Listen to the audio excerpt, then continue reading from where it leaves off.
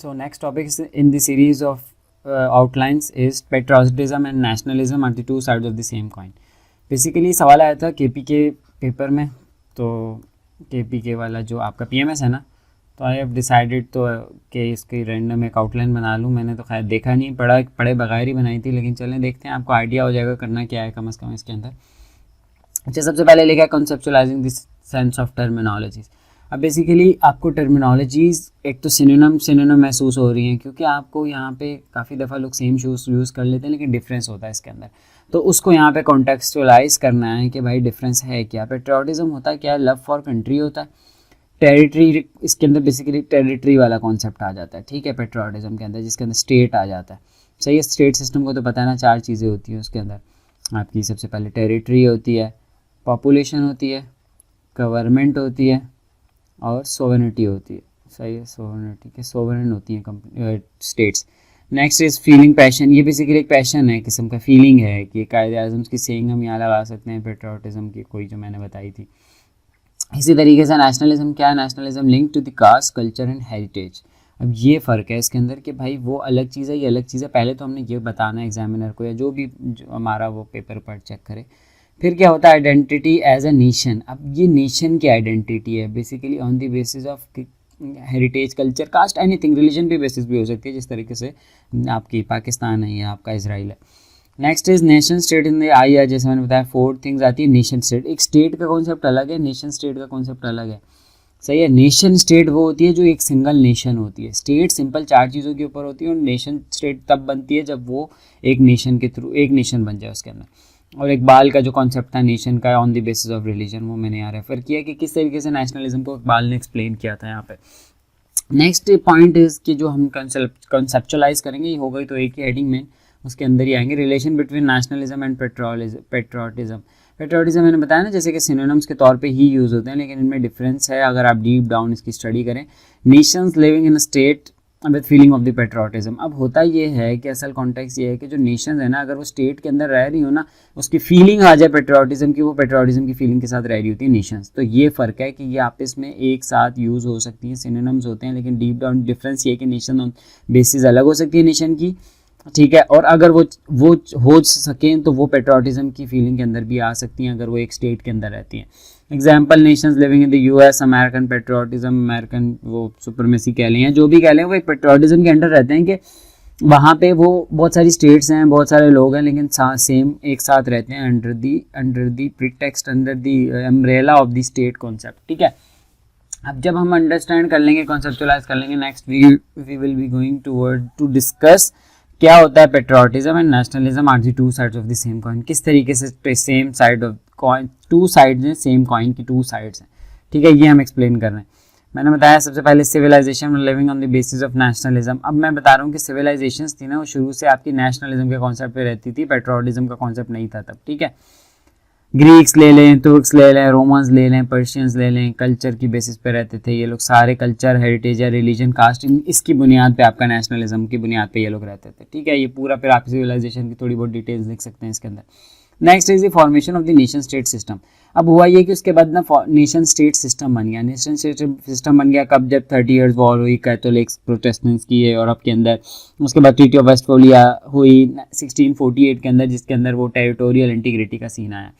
अब territorial integrity या territorial जो सॉवरेनिटी का कॉन्सेप्ट था ना, इसमें यह था कि आप on the basis of differentiate करेंगे on the basis of territory, not on the basis of nation, caste, culture. ठीक है, ये बिफोर क्रूसेड जिस तरीके से मुस्लिम और क्रिश्चियन वॉर्स होती थी, तो फिर उनकी वजह से अल्टीमेटली केओस हुआ, फिर 30 ईयर्स वॉर हुई, फिर आप एक लीड किया, बहुत सारे लोग बैठे, पता नहीं 192 कहते हैं कितने लोग, बड़े फिलोसोफर, थ्योरिस्ट जो होते हैं, वो बैठ के उन्होंने फिर ये पूरा नेशन स्टेट सिस्टम बनाया 1648 के अंदर, जिसको ट्रीटी ऑफ वेस्टफालिया के साथ रिजल्ट, मतलब ट्रीटी ऑफ वेस्टफालिया हुई तो ये बना था. Next is evolution from the cultural और religious identity to the territorial nationality. ठीक है, एवोल्यूशन हुआ कल्चरल और religious identity to territorial nationality. जैसे मैंने बताया on the basis of territory हो गया, जिसकी वजह से ओवरऑल आपका इस सारा शिफ्ट आया patriotism to nationalism to patriotism का शिफ्ट आया. ये बताना चाह रहे हैं इसके अंदर. ठीक है, identity as American, European, Asian होने लग गई, on the basis of territory की आइडेंटिटी हो गई. नेशनलिज्म अब अगला क्या है, hyper nationalism causes negative implications and damages patriotism. अब रिलेशंस को मैं एक्सप्लेन कर रहा हूँ मजीद उसके आगे कि किस तरीके से जो हाइपर नेशनलिज्म है ना वो क्या करता है, पेट्रियोटिज्म को डैमेज करता है। कैसे करता है यहाँ देखते हैं। Hyper nationalism fuel separatist tendencies, ठीक है, हाइपर नेशनलिज्म से टेंडेंसीज आती हैं जो कि एक थ्रेट है हमारा टेरिटरी का और थ्रेट है ओवरऑल आपका नेशन स्टेट सिस्टम का। तो टेररिज्म होती है इसके वजह से, सब नेशनलिस्ट टेररिस्ट ग्रुप्स जैसे पाकिस्तान के अंदर है BLF है, सिंधु देश मूवमेंट है, जो ये सारी ओवरऑल क्यों आ रही हैं, क्योंकि ये पाकिस्तान को थ्रेट कह रही हैं पाकिस्तान से अलग होने on the basis of nationalism. इसको आप हाइपर नेशनलिज्म कह रहे हैं, ठीक है। अच्छा, डिमांड फॉर द टेरिटरी अलग कर रहे हैं, ये तो एक पॉइंट हो गया कि किस तरीके से सेपरेटिस्ट टेंडेंसीज ऊपर आती हैं। Next is populism is the instant outcome of the hyper nationalism. अब होता ये है कि हाइपर नेशनलिज्म की वजह से ना आपकी पॉपुलिस्ट लीडर्स ऊपर आते हैं। जैसे ट्रम्प ने आपका नारा लगाया disharmony in the world, overall पूरे वर्ल्ड के अंदर एक पूरी सुपर पावर का लीडर जो बन गया वो एक पॉपुलिस्ट लीडर बन गया जो कहता था we will make America great again, ठीक है, अमेरिका ग्रेट अगेन का नारा लगाया उसने। और वी अस वर्सेस देम एक बुक है, वो भी इसके अंदर आप मेंशन कर सकते हैं। और ट्रम्पिज्म एक पूरी बुक है, ट्रम्पोजिम पता नहीं ट्रम्पोक्रेसी एक बुक है, वो कर सकते हैं यहाँ आप मेंशन। तो इस तरीके से हुआ क्या कि उसकी वजह से पूरी वर्ल्ड के अंदर डिवाइड आई, चाइना US की डिवाइड हुई, ओवरऑल रशिया को आपने उसके ऊपर आपने एग्रेसिव पोस्चर अपनाया। तो इसी तरीके से पुतिन का राइज हुआ, बोरिस जॉनसन है, बोल्सोनारो है था 2017 में आया, इमरान खान भी कह सकते हैं एक तरह से। तो पॉपुलिज्म वाला पूरा आर्ग्यूमेंट आ गया। Next is lead to the depredation and destruction through wars.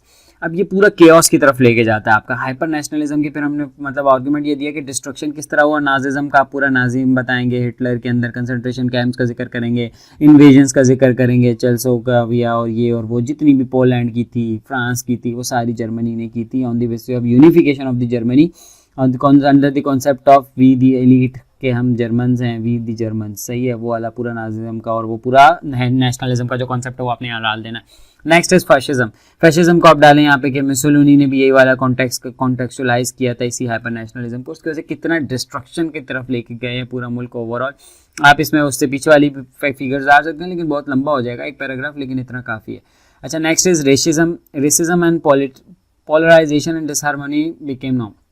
अब हुआ ये है कि इसकी वजह से ओवरऑल आपका हाइपर नेशनलिज्म की वजह से ना आपका पोलराइजेशन आई है, रेसिज्म आया है और डिसहार्मनी आई है। अब इसके अंदर पूरा इस्लामोफोबिया भी डाल सकते हैं कि वो भी यही है, सही है। और हिंदुत्व आइडियोलॉजी देख लें, मुस्लिम को सप्रेस करेंगे, सोसाइटी पोलराइज्ड हो गई है ओवरऑल हाइपर नेशनलिज्म की वजह से। इंडियंस अलग हो गए, मुस्लिम्स अलग हो गए, ओवरऑल वेस्ट के अंदर रेडिकल अलग हो गए, दूसरे अलग हो गए। तो इसकी वजह से पोलराइजेशन आई है, डिसहार्मनी क्रिएट हुई हाइपर नेशनलिज्म की वजह से। अब नेक्स्ट मैंने ये बताया कि prospects of the patriotism and nationalism going hand in hand. अब मैंने बताया कि प्रॉस्पेक्ट्स जो है ना पेट्रियोटिज्म और नेशनलिज्म के हमेशा साथ चलते हैं। अगर ये लोग साथ चलेंगे तो ओवरऑल प्रॉस्पेरिटी आएगी दुनिया के अंदर। सिंपल, मैंने क्या सबसे पहला पॉइंट है प्रॉस्पेरस सोसाइटी लाइक US। अगर ये इस तरीके से नेशनलिज्म को के अंदर नेशनलिज्म की पेट्रियोटिज्म के अंदर अगर ये नेशनलिज्म को रखेंगे ना, इसके अंडर आएगा ये, तो उसकी वजह से एक प्रॉस्पेरस सोसाइटी होगी। जैसे कि हम US में देखते हैं कि वो ऊपर पेट्रियोटिज्म को रखते हैं, US वाले के हाई अपने लिविंग स्टैंडर्ड्स उनके आप देख सकते हैं, उनके काफ़ी सारी नेशंस उसके अंदर रह रही हैं। तो उसकी वजह से वो एक सोसाइटी जो है प्रॉस्पेरस सोसाइटी हुई है और ग्रो कर रही है वो, ठीक है, ये आर्गूमेंट डाला। Second is advancement in the terms of technology and economy. अच्छा, जापान जैसे डीनाजिफिकेशन हुई थी जापान की 3 प्रोसेस के थ्रू, वो पूरा लंबा प्रोसेस है, किस तरीके से वेस्टर्न कंट्रीज़ ने डीनाजिफिकेशन की थी। मुश्किल काम है क्योंकि आपके अंदर ये इंटीग्रेट हो जाता है और पूरा इन्फ्यूज़ हो जाता है पूरी एक जनरेशन के अंदर। तो पूरा एक प्रोसेस के थ्रू इन्होंने डीनाजिफिकेशन की, सोशलाइजेशन का प्रोसेस तो सारा।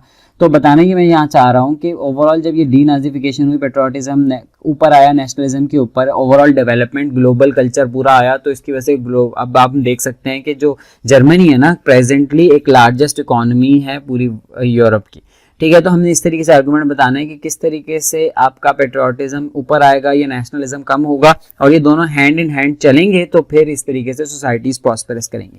Next argument is free trade and liberalization in the world. इसकी वजह से ओवरऑल कनेक्टिविटी बढ़ेगी, कॉपरेशन बढ़ेगी, लिबरलिज्म का पूरा स्कूल ऑफ थॉट आप यहाँ पे लिख सकते हैं। आप जो भी इनके आपके बंदे हैं इन सारे के, वुडरो विल्सन का कॉन्सेप्ट डाल दें।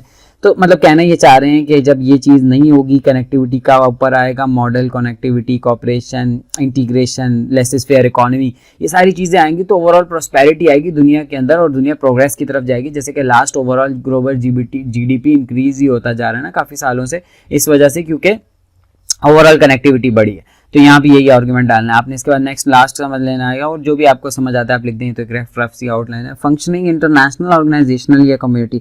अब होगा ये कि ओवरऑल जब आपकी नेशनलिज्म और पेट्रियोटिज्म एक बैलेंस्ड अप्रोच में चलेंगे ना, तो उसकी वजह से जो इंटरनेशनल ऑर्गेनाइजेशन है ना वो प्रॉपर फंक्शनिंग करेंगी। कि अब जैसे यूएन जो है ना वो प्रॉपर फंक्शन क्यों नहीं कर सक रही, अभी क्यों नहीं कर सा रही, क्योंकि रशिया का ओवरऑल का नेशनलिस्ट टेंडेंसीज हैं, रशिया की डोमिनेंस की टेंडेंसीज हैं, ठीक है, कोल्ड वॉर की, वेस्ट की, जो वेस्ट का भी यहाँ पे ब्लेम कर सकते हैं। वेस्ट जो है आपकी कोल्ड वॉर मेंटालिटी पे चल रहा है और कोल्ड वॉर मेंटालिटी यही थी ना कि वेस्ट एक तरफ और ईस्ट एक तरफ, तो डिवीजन क्रिएट किया जा रहा है क्योंकि इसकी वजह से। तो अल्टीमेटली हमारा आर्गुमेंट यही है कि अगर आप पेट्रियोटिज्म और नेशनलिज्म लेंगे तो इस तरीके से ये एडवांटेज आएंगे, फ्यूचर के अंदर प्रॉस्पेक्ट्स ये हो सकते हैं सारे ग्लोब के लिए। और हमने बताया किस तरीके से हार्म करती है नेशनलिज्म पेट्रियोटिज्म को, और हमने बेसिक पढ़े थे उन दोनों का रिलेशन, और इस तरीके से हमने ओवरऑल टॉपिक को डायसेक्ट किया और एक्सपैंड किया थोड़ा सा। Thank you so much. आगे फिर हम दूसरे टॉपिक्स देखेंगे। That's all for today.